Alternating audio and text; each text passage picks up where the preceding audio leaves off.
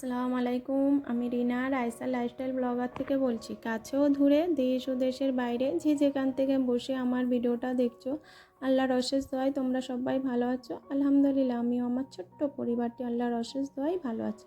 এখন আবারও একটা ছোট্ট নতুন ভিডিও নিয়ে তোমাদের সামনে চলে আসলাম। ইনশাআল্লাহ ভিডিওটা একটু হলেও ভালো লাগবে। আর এখন আমি ছাদ থেকে একটু ভিডিওটা শ্যুট করেছিলাম। আর আজকে ছাদের ভিউটা মাশাআল্লাহ অনেকটা সুন্দর ছিল। আর এই তো ছাদ থেকে এত সুন্দর ভিউ দেখাচ্ছিল, আর আবহাওয়াটাও খুব সুন্দর লাগছিল। ভাবলাম একটু শ্যুট করে নিই, আর এই তো একটু ভিডিও শ্যুট করে নিয়েছিলাম। আর এখানে আমাদের ছাদ থেকে আমাদের নদীর ধারটাও এরকম লাগে, আর নদীর ধারটা দেখতেও খুব সুন্দর লাগে। আর এই তো এখানে চলে এসেছি। এখন ধনে জিরে লঙ্কা এগুলো সব কিছু রোদ্রে শুকিয়ে নিয়ে এখন ওগুলো গ্রাইন্ডারে পিষে নেবো। আর এখন আদা রসুনটাও ছাড়িয়ে নিয়েছি, আর এখানে আমি আদা রসুনটা গ্রাইন্ডারে দিয়ে পিষে নেবো।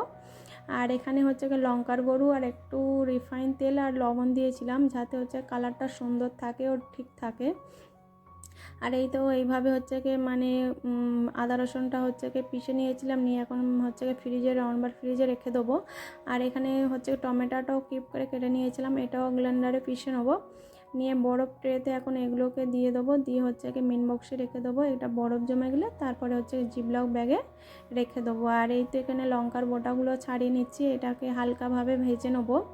আর এগুলো সব কিছু ভাজা তো হয়ে গিয়েছে, ঠান্ডা হয়ে গেছে। এখন গ্রাইন্ডারে এগুলো ঘুরিয়ে নেবো। আর এই তো সব কিছু ঘুরিয়ে ঘাড়িয়ে এখন নেবো।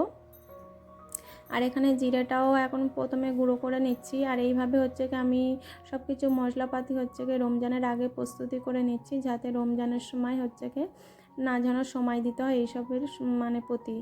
আর এইগুলোর প্রতি যদি সময় দেওয়া হয়, তাহলে আমাদের রোজা রমজানের সময় ইবাদত করার সময়টা অনেকটা লস হয়ে যাবে। আর রমজানের মাসটা ইবাদতের মাস, যত ইবাদত করে নিজের জন্য কামিয়ে নেবে, তত নিজের জন্য ভালো। আর এখন সব কিছু মশলাপাতিও আমি প্রায় গুঁড়ো করেও নিয়েছি।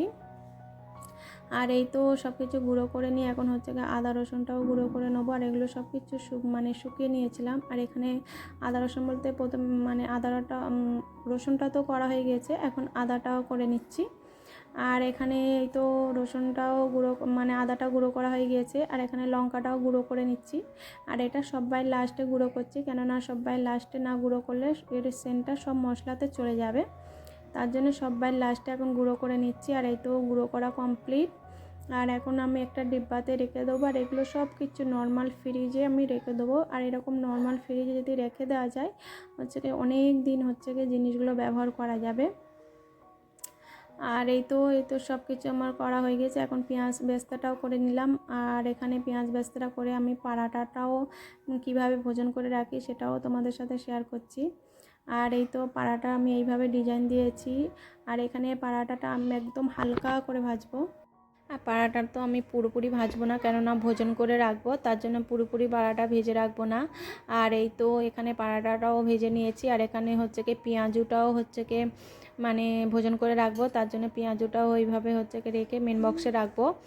আর এখানে আমি আলু ছোলাটাও সিদ্ধ মারতে দিচ্ছি, এটাও ভোজন করে রাখবো। আর এখানে আমি আলুটা কোনো খোলা ছাড়াইনি, এই জন্য ছোলার যে কষটা আছে কালো মতন কষটা, ওটা আলুর খোলা ছাড়ালে আলুটা কালো হয়ে যাবে। আর এই তো এখানে ধনে পাতাগুলো কিউব করে কেটে নিয়েছি, আর এগুলো ভোজন করে নেবো। আর এখানে পেঁয়াজও মেন বক্সে দিয়েছিলাম, পেঁয়াজগুলো অনেকটা টাইট হয়ে গিয়েছে। এখন পেঁয়াজগুলো জিপলক ব্যাগে রেখে দিচ্ছি।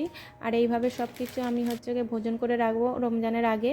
আর একার হাতে এইভাবে আমাদের মতন যারা একার হাতে গৃহিণী, তারা এইভাবে যদি রমজানের আগে কিছু জিনিস প্রস্তুতি করে রাখে, তাহলে অনেকটা রান্নার সময় সুবিধা হবে। আর কেননা সারাদিন রোজার পরে রান্নাঘরে যাওয়াটা একদম সম্ভব নয়, তার জন্য এইভাবে ভোজন করে রাখলে নিজের শরীরের পক্ষেও সুবিধা হবে, আর কাজেও অনেকটা এগিয়ে যাবে। আর এই তো এখানে পারাটাটাও ভোজন করে রেখে দিচ্ছি। আর এইভাবে আমি পারাটাগুলোও ভোজন করে রেখে দিই।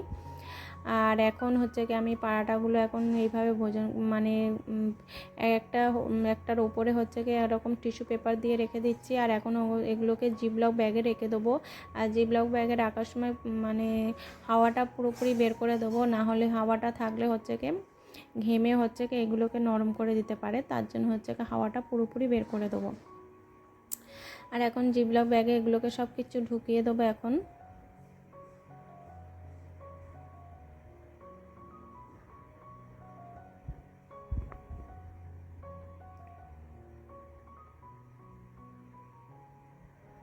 আর এই তো এখানে সব কিছু এখন মশলাপাতিও করে নিয়েছি আমি, শুকনো মশলাগুলো পুরোপুরি আমার রেডি হয়ে গিয়েছে।